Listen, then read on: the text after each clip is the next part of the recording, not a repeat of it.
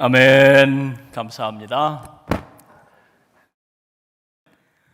예수님께서 물 위를 걸으셨습니다. 고작 몇 미터를 걸으신 게 아니고 아예 바다를 건너오셨어요. 인간이 상상할 수 없는 능력을 보여주신 것이죠. 우린 이 말씀을 묵상하면서 몇 가지 의문을 가지게 됩니다. 하나는 왜 물 위를 걸으셨을까 하는 점, 또 하나는 어떻게 물 위를 걸으실 수 있었을까 하는 점입니다. 이 두 가지 의문이 본문 말씀의 핵심 메시지를 발견할 수 있는 열쇠이기도 합니다. 자, 먼저 왜 예수님께서 물 위를 걸으셨을까? 마태복음 14장 22절 이하를 보면 예수님께서 물 위를 걸으시게 된 그 배경 이야기를 기록해 놓고 있어요. 오병이어의 표적이 있었습니다. 보리떡 5개, 물고기 2마리로 5,000명이 배부르게 먹고 12바구니가 남는 놀라운 기적이 있었죠. 거기서 떡과 또 물고기 고기를 받아 먹고 배가 부른 사람들이 어떤 생각을 했을까요? 깜짝 놀라지 않았을까요? 이야, 이분이 우리의 왕이시면 우리 먹을 거 걱정 이제 끝났다. 사람들이 배불리 먹고 돌아갈 생각은 안 하고 술렁이기 시작했어요. 예수님을 왕으로 모시자. 이분을 우리의 왕으로 모시자. 자칫 이 정치적인 큰 소요로 비화될 가능성이 커진 거예요. 예수님께서 직감하셨습니다. 이 땅에 하나님 나라 역사를 위해 오셨는데 잘못하다가는 세상의 정치적 사건에 휘말릴 상황이 발생한 것입니다. 이 세상에 오신 목적 자체가 무산될 상황임을 아신 거예요. 그래서 서둘러 모여들었던 무리들을 돌려보내기, 집으로 빨리 돌아가라. 가겠습니까? 잘 안 가죠. 할 수 없이 예수님께서 그들을 두고 홀로 빠져나오셨어요. 산 위로 도망치듯 산 위로 올라가셔서 기도하시기 시작했습니다. 제자들 잘못하다간 두었다간 여기 휘둘릴까 봐 제자들을 따로 배에 태워서 갈릴리 바다 저편으로 배 태워서 보내셨습니다. 이렇게 해서 제자들이 배를 타고 바다를 건너게 되었습니다. 바다 한복판에 갔는데 풍랑을 맞이하게 된 거죠. 한밤중입니다. 풍랑을 맞이하게 됐습니다. 어찌할 수 없는 절체절명의 위기를 맞게 된 것입니다. 예수님께서 산 위에서 기도하시다가 제자들이 이런 위기를 맞고 있다는 걸 아시고 가만두실 수가 없는 거예요. 그래서 위기를 겪고 있는 제자들 곁을 향해 가시기 위해서 물 위를 걸어서 제자들을 향해 가신 것입니다. 그렇습니다. 예수님께서 물 위를 걸으신 이유는 분명합니다. 제자들을 구하기 위해서예요. 자신을 위해서 걸으신 게 아닙니다. 또 물 위를 걷는 것 그 자체가 목적이 아니에요. 제자들을 구하시는 과정에서 물 위를 걷는 놀라운 능력이 나타나게 된 것뿐입니다. 자, 여기서 우리는 예수님께서는 도대체 어떤 분이신지 깊이 생각해 보게 됩니다.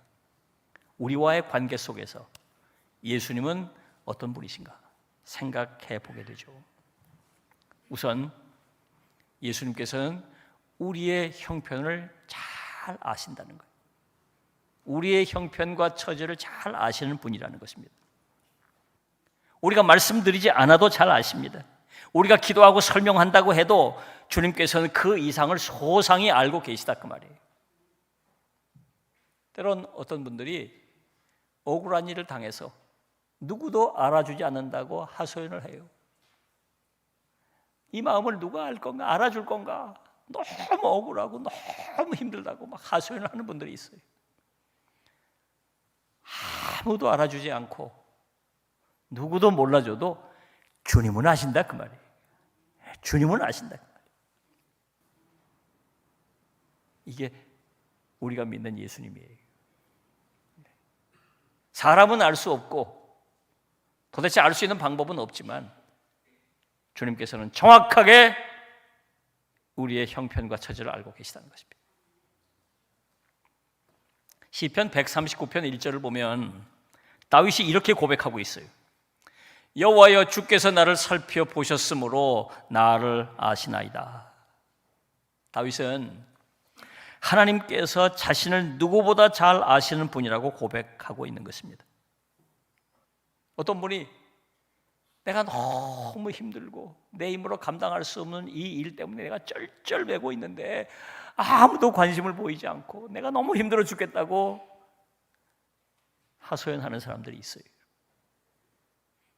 아니에요. 주님은 아십니다.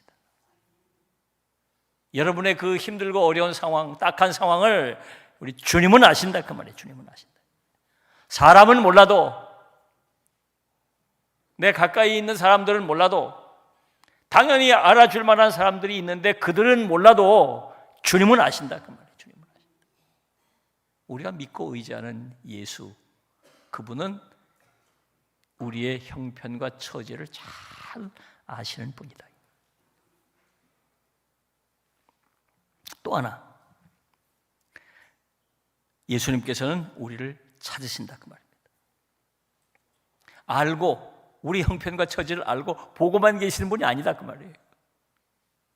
찾아오시는 분이시고 오셔서 문제를 해결해 주시는 분이시죠. 그러니까 제자들이 곤경 가운데 빠져서 죽을 위기를 겪고 있다고 하는 걸 아시고 그냥 보고만 계신 게 아니라 갈 수 없는 길이잖아요. 바다인데 갈 수 없는 길, 그것도 풍랑이 있는 그 바다를 걸어서라도 가신다. 걸어서라도 제자들 곁으로 걸어서라도 가셔서 그들을 풍랑 가운데서 건져내 주시는 주님, 그분이 우리의 예수 그리스도 그분이시다 그 말이에요.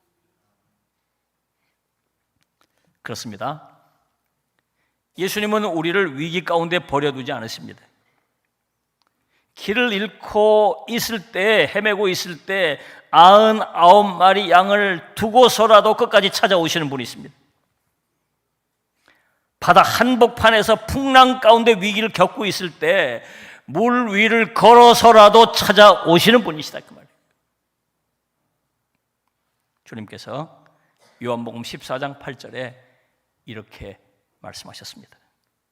내가 너희를 고아와 같이 버려두지 아니하고 너희에게로 오리라. 너희에게로 오리라. 이 말씀대로 주님은 오늘도 우리를 찾아오시는 분이십니다. 힘들고 어려울 때, 외롭고 고독할 때 버려두지 않으시고 우리를 찾아오시는 분이십니다. 또 하나 질문입니다. 왜 무리를 걸으셨나? 이번엔 어떻게 무리를 걸으셨을까?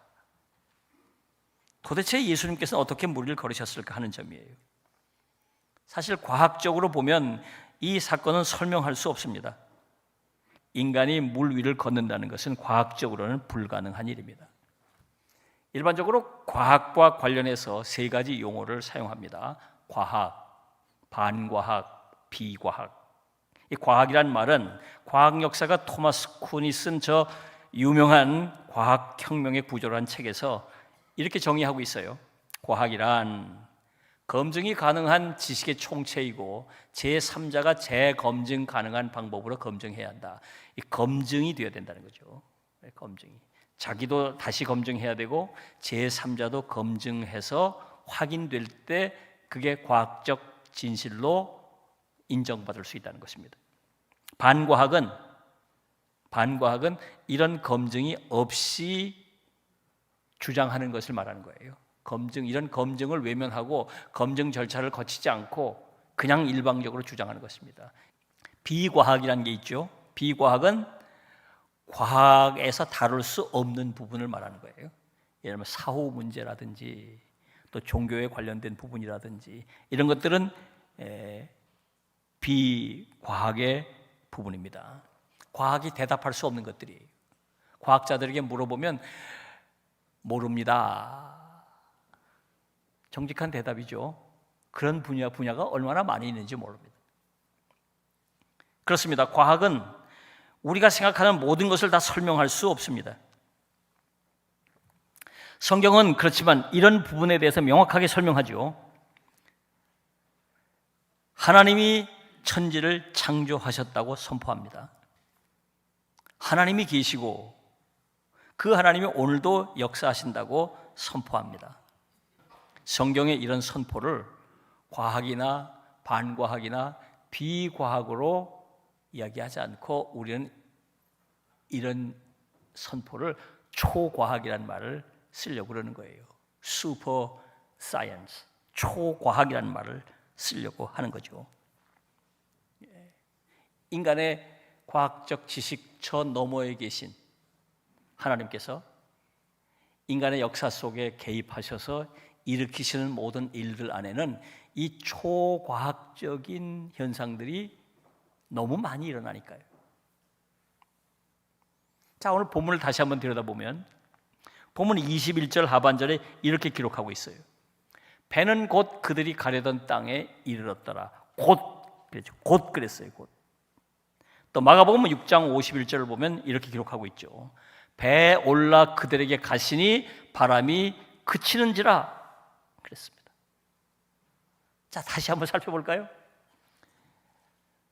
자, 바다 한복판에 풍랑이 일고 배가 좌초 직전이에요. 예수님께서 개입해 들어오십니다. 이 사건에 개입해 들어오시는 거예요. 너무 다급하시니까 물 위를 걸어서 다가오셨어요. 물 위를 걸었다. 초과학적 사건이 일어난 거죠. 배에 딱 오르시자마자 풍랑이 잔잔해졌어요. 풍랑이 잔잔해진 뒤에 배가 어떻게 갔는지 알 수 없지만 바로 목적지까지 도착했다는 거예요. 세 가지 현상이 나타났는데 그게 다 하나하나가 다 초과학적 사건이에요. 주님께서 개입해 들어오실 때 이런 초과학적 역사가 나타나는 것입니다. 사랑하는 여러분, 이 말씀이 우리에게 새삼스럽게 깨닫게 해주시는 것이 있어요. 바로 우리가 믿는 예수, 그분은 전능하신 하나님이시라는 것입니다. 그분이 우리 인생에 개입해 들어오시면 과학적으로 설명할 수 없는, 논리적으로 설명할 수 없는 초과학적이고 초논리적이고 초지성적인 역사가 나타나게 된다 그 말이에요. 기적이 나타날 수 있다 그 말이죠. 예수님은 물 위를 걸어서라도 우리를 찾아오시는 분이시다. 도저히 우리가 기대할 수 없는 상황이라도 예수님은 우리를 버려두지 않으시고 찾아오신다. 도저히 우리가 바랄 수 없는 일이라도 예수님은 우리를 위해 역사하신다는 것입니다. 이분이 우리가 믿는 예수, 우리의 주님이시다. 사랑하는 여러분, 주님은 우리의 형편과 처지를 잘 아시는 분이에요. 필요할 때 개입해 들어오시는 분이에요. 우리를 찾아오시는 분이에요.